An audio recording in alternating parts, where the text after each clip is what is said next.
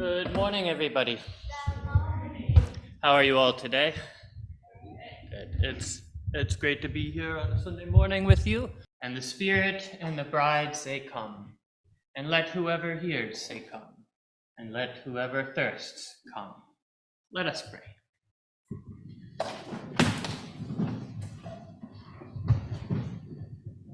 Dear Lord, thank you for this day, and thank you for bringing us together to know you and to love one another.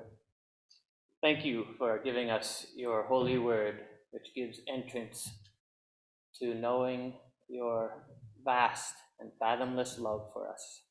Let us say the Lord's Prayer. Our Father, who art in the heavens, hallowed be thy name. Thy kingdom come, thy will be done, as in heaven, so upon the earth.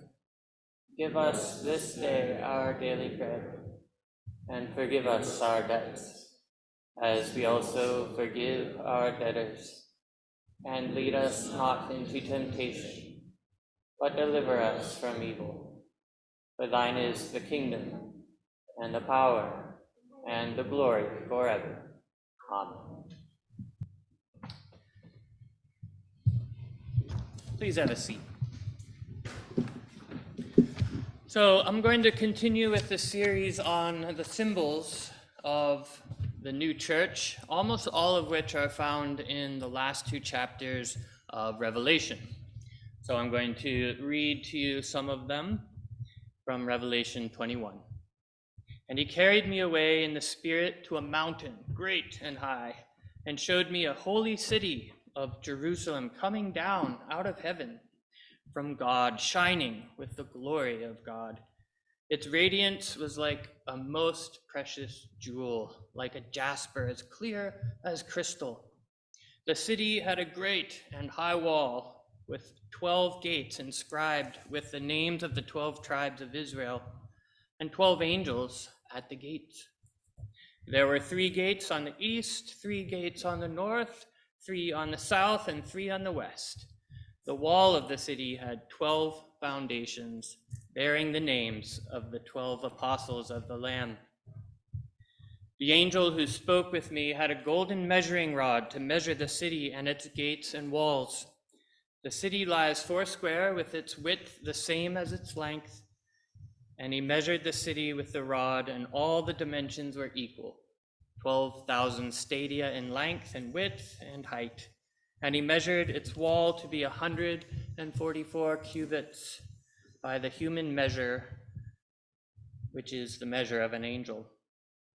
The wall was made of jasper, and the city itself of pure gold, as pure as glass.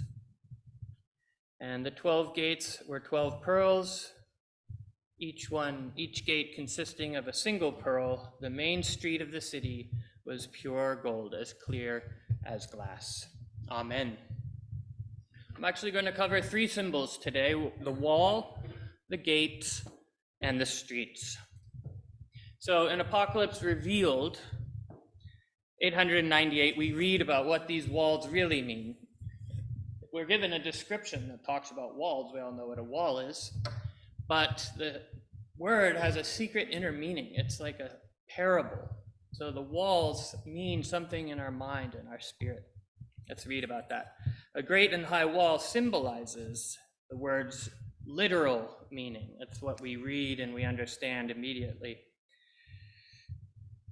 which the doctrine of the new church is sourced from. The literal meaning protects the spiritual meaning that lies within, just as a wall protects a city and its people. The literal meaning is the foundation and containing vessel and support of the word's spiritual meaning. And the literal meaning serves as a safeguard to keep the divine truth within from being injured. Truths which constitute the word's spiritual meaning. Also, that the church's doctrine is to be drawn and verified from the word's literal meaning.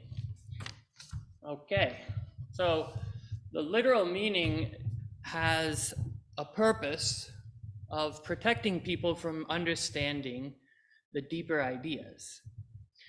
Now, that seems strange, doesn't it? And it reminds me of when the Lord says this in Matthew. He says, I speak to them in parables because seeing they do not see, and that hearing they may not hear nor understand. Doesn't the Lord want us to understand the truth? Doesn't he want us to hear and see? I was thinking about this once while I was in the woods, and some explanation came to me, and I'll just say what makes sense to me at this point. If, for example, we destroy nature haphazardly, and we don't realize that it's God's creation, and that each thing of nature is a symbol that shows us something about God, well, then we're looking at the literal sense of nature and we're not seeing the spiritual. And then when we destroy it, we are protected, right? We are protected from having done much worse. Because if I destroy nature knowing that it is precious. Now, obviously, nature is here for us to use, and cutting down some trees for a purpose is not an evil thing, but just wholesale destruction, that's a problem. And we're facing the realities of that problem today. But when we do that, we're protected from doing spiritual harm to ourselves, right? How about the word? If we don't believe that the word has any holiness and we laugh about it or tell jokes about it or talk about how terrible it is, or don't read it or don't care about it, well, we're protected from doing much worse, which is if we know that it's holy and then we destroy it by talking badly about it, then we've done something much worse to ourselves.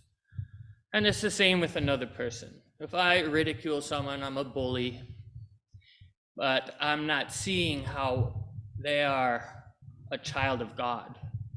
I'm not seeing that they are precious and a vessel of God's holiness, then I'm doing a much smaller sin than if I know that this is a wonderful human being, a vessel for God's love and truth to be revealed, and I still bully that person or am mean to them, then I've committed a much deeper sin. So that's the way I understand this. It's better to not know the truth when we're in a state of wanting to do harm. Now, we may wonder, well, why doesn't God show how important and precious everything is in the Word, in the world, and others, and then we won't want to destroy it, right? However, that would rob us of freedom, right? The Lord wants us to be free, to be able to do what we want to do. So he can't just show us everything and then we're forced, I gotta love, because if I don't, I'm really doing a terrible thing. So luckily he makes these gates, right? There are ways where we can slowly enter from our own will to see the truth. So let's talk about the 10 Commandments for a second. The 10 Commandments are, in a sense, a wall, right? It's a literal sense, and for a lot of people, it's pretty high. It's a tall order, right? First of all, worshiping the God of the Bible can be difficult for people. It's number one. And then doing all the thou shalt nots, that can be pretty hard, especially when you start to look at the internal sense where not killing means not defaming, not doing harm to a person's spirit or social status. And not committing adultery also includes not using the word to justify our own ideas. So these are pretty difficult tasks to do, and it takes a lifetime to keep working on them. But if we have a little bit of desire to grow spiritually, and the Lord provides that for us, then we start to enter into that gate as best we can. And we start to get towards the other side of the wall. And when we do get rid of all our selfishness, or start working towards that by God's love working in us, well, what we start to realize is we start to see that all of these difficult rules, which at first propelled us from wanting religion, are actually these beautiful gates which lead us to this wonderful state of mind where we start to be filled with God's love. And we start to see things in a new way in which we realize life is God's love. And we're being born towards good things, and so are all other people. Well, that's starting to see the internal sense of the word, and it's beautiful. So there's a wall in the literal sense, but there's also a gate. I want to talk about the gates. It says this in Apocalypse Revealed 8:9-9. The 12 gates symbolize all the concepts of truth and goodness by which a person is introduced into the church. That is to say, a heavenly state of mind. That last part being mine. But introductory truths is the way it's, and the 10 Commandments are definitely that. Now, so I was thinking and meditating on, well, how are the 10 Commandments like the 12 gates? And as it turns out, there are actually 12 commandments, but they're lumped together. So we say the 10 commandments, and the 10 means fullness, but 12 also means fullness. So I've divided them into 12, and I'll just take a look at them. And I kind of see it as the 4 walls, the 3 gates on each wall. And this is just my thinking about it, so don't take this as God's truth. The first 3 are have no other gods. So God's really saying, focus on me, divine love. Love is what we're supposed to be doing here on earth. Serve no other gods. Put your effort into that, right?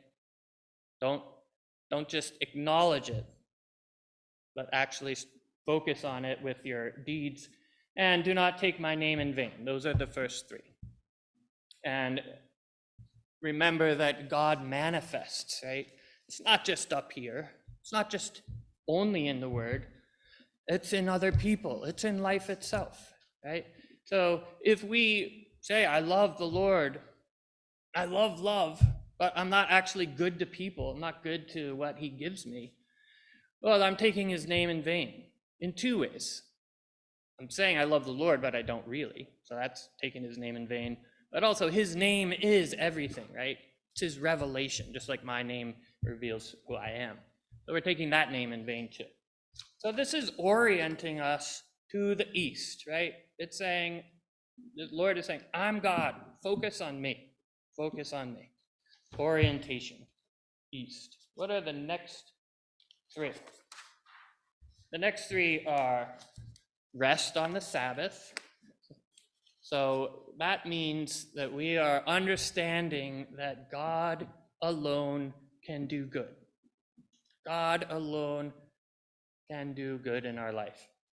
But work on the other 6 days. So these 2 are lumped together, but it actually has the second commandment.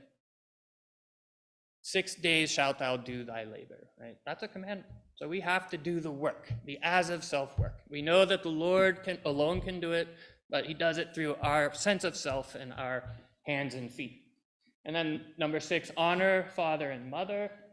So honoring father is, again, acknowledging that God is the source. Father is the source of us, our doing. And also mother, which is the church. It's the manifesting. So we are acknowledging that we are not our own source. So all of this really is focusing on learning the wisdom that the self is an as if self, right? In the Eastern religions, they talk about the no self. They talk about working without working, or doing without doing. In Swedenborgian, or the New Church, or the Third Testament, we say that there's an as of self, and we work from that, but we know it's the Lord's doing. And then we get to the West.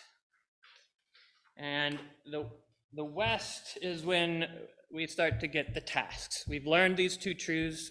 God is the all in all. We have an as of self, and we're supposed to use it. And this is what we're supposed to do.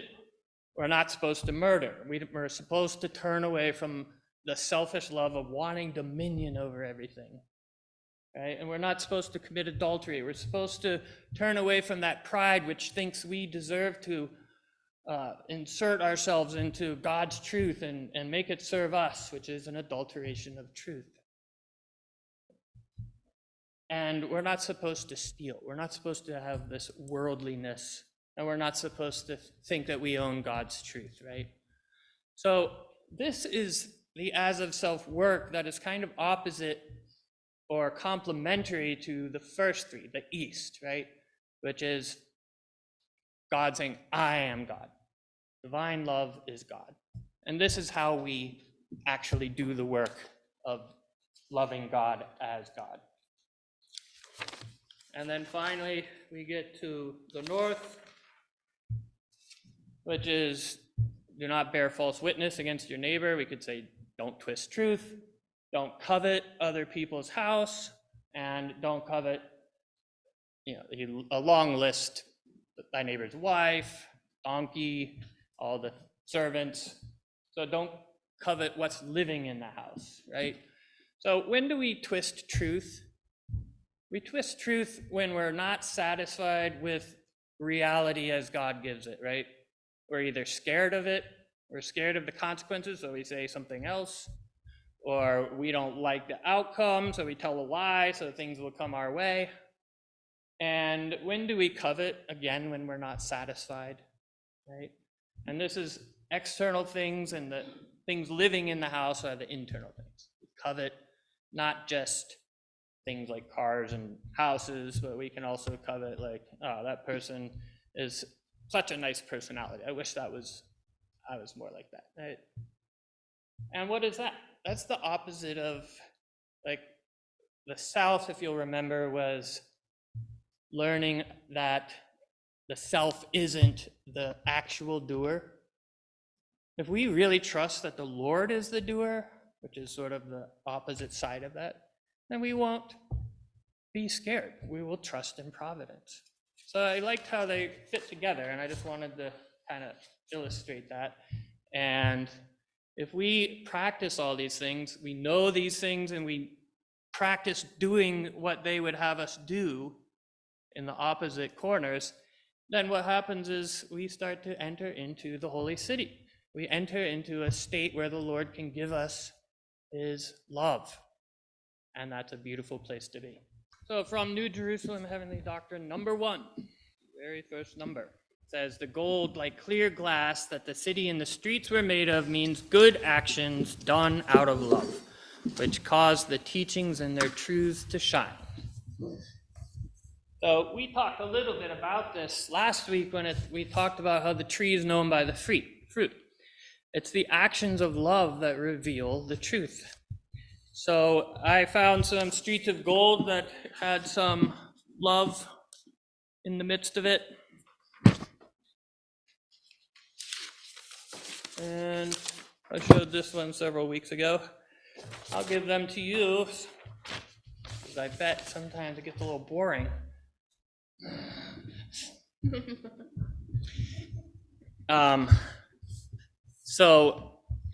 And this is from the Apocalypse Revealed 9:17. And the streets of the city was pure gold, like transparent glass. This symbolically means that every truth of the new church and its doctrine embodies the goodness of love, flowing in together with light from the Lord out of heaven.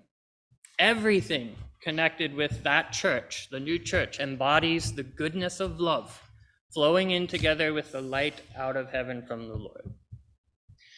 So this idea that light comes by means of good can be, we're talking about streets now, and one famous street is the road to Emmaus. And the Lord was there all along, right? The truth, the way. They didn't see them. The 2 disciples walking to Emmaus with him after the resurrection, they didn't recognize him until when? He broke the bread, which symbolizes sharing love. Then they saw, oh, the Lord's been here the whole time.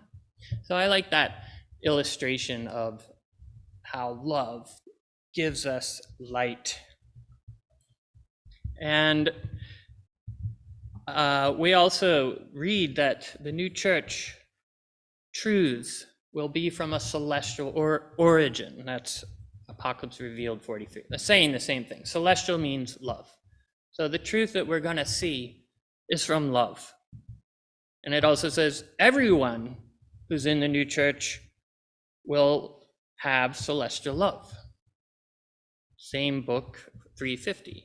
And yet, so celestial love is the highest love we can have, and yet we read this in New Jerusalem Heavenly Doctrine 4, that the ancient heavens constituted the higher heavens, while the new heaven is beneath them. Now, the new heaven is where the new church is in heaven. So how can it be celestial love and yet it's the lowest heaven, which is the natural?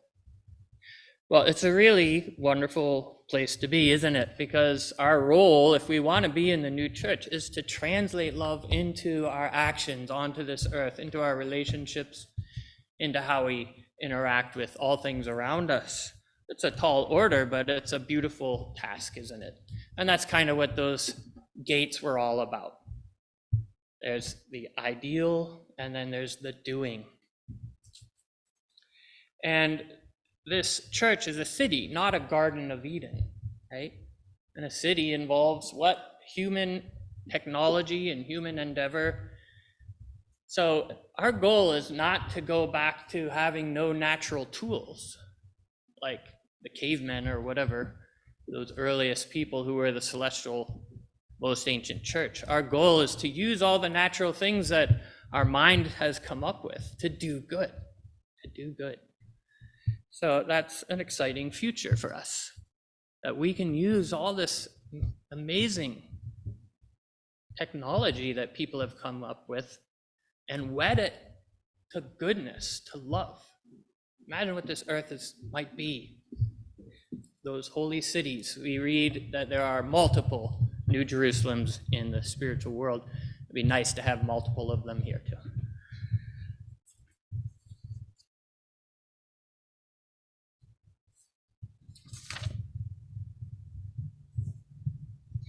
So, if we bring love into our lives, we saw that what the word is saying changes. We start to see things in a new way.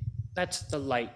That's the clear glass that arises from the gold, the love. And we saw that even in the wall, right? The 10 Commandments seemed like a wall, but it's actually gates.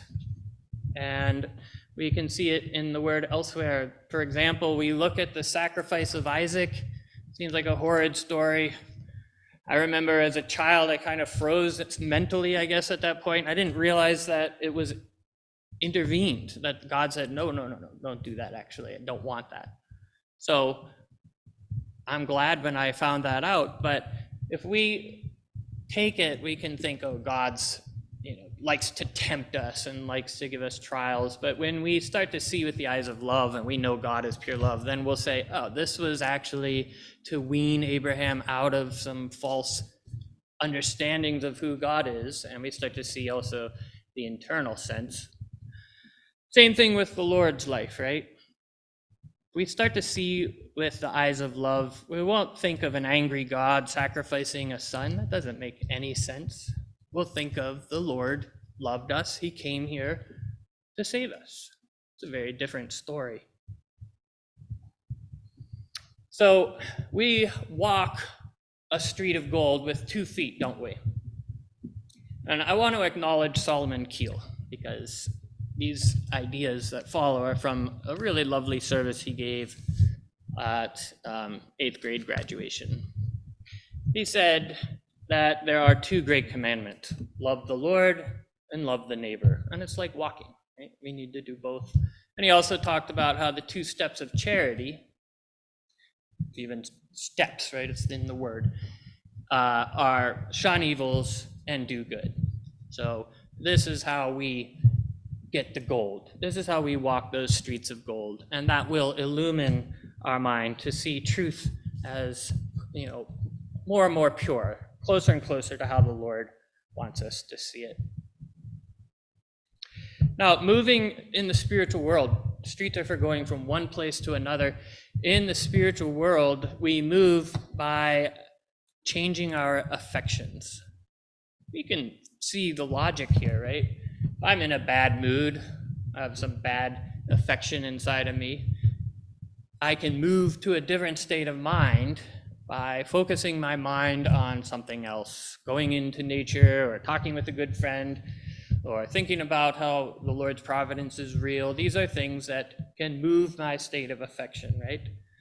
Well, in this city, which is real in the spiritual world, there are people, and every place of heaven is based on the states of people there. If there's no person to occupy a place, that place doesn't exist there. So what we're really talking about is moving towards congruency with others, right? And that involves understanding others. But as I said some other sermon recently, not to bore you with the same ideas, but if we love another person, that's how we come to understand them better. That's what draws us into understanding their state of mind. So if we encounter somebody who gives us difficulties, it's easy to not want to go over to their state. We don't want to go there. They hurt us, or they're bothering us. But love would have us walk that golden street till we get to the point where we're seeing God's light in them and we're seeing them clearly. Oh, they're doing that because they're wounded, or they're doing that for whatever reason, but love will show us what that reason is. So the church that we're trying to emulate, the new church, is indeed celestial. Love for the Lord.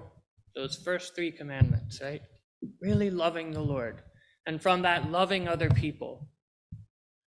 But it's also natural. It's a celestial, natural church, bringing those ideals and those feelings into our life, into our actions, and creating real community. And that's what we're trying to do. Community in the Lord's love. Amen. The grace of our Lord Jesus Christ be with you all. Amen.